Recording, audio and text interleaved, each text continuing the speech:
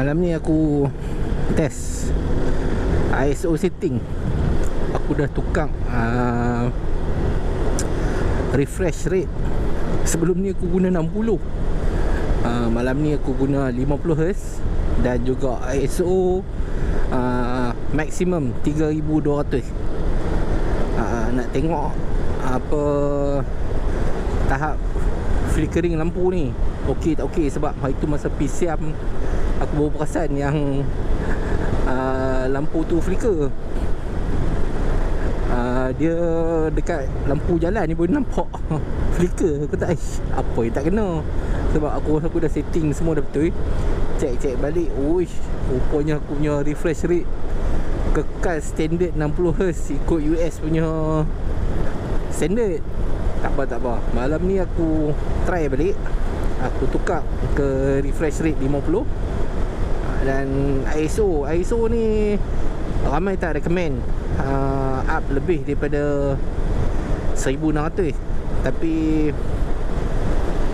aku rasa end result lebih penting lah. Sebab cerita dia lebih daripada 1600 ISO, kita akan nampak apa, dia noise tinggi lah.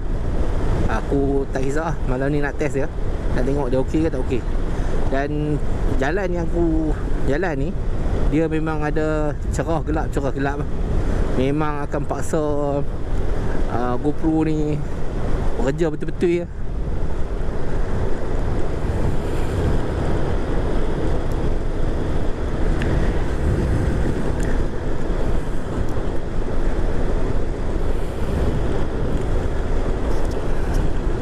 Dan ni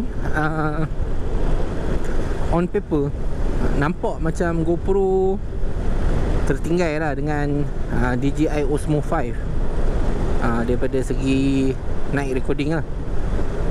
Tapi mata aku tak berkenan output yang dikeluarkan oleh DJI Osmo 5. Tak apa, kita try dulu.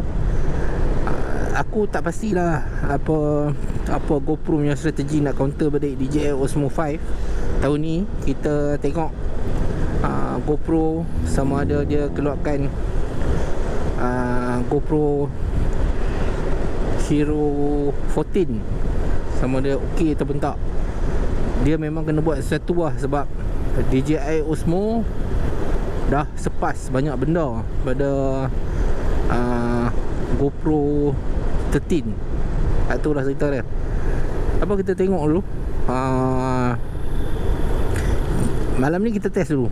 Nampak kat sini kita cerah sikit lah. Ada lampu jalan cerah sikit. Sepatutnya sini okey lah. Memang cun lah kat sini, kat ada video.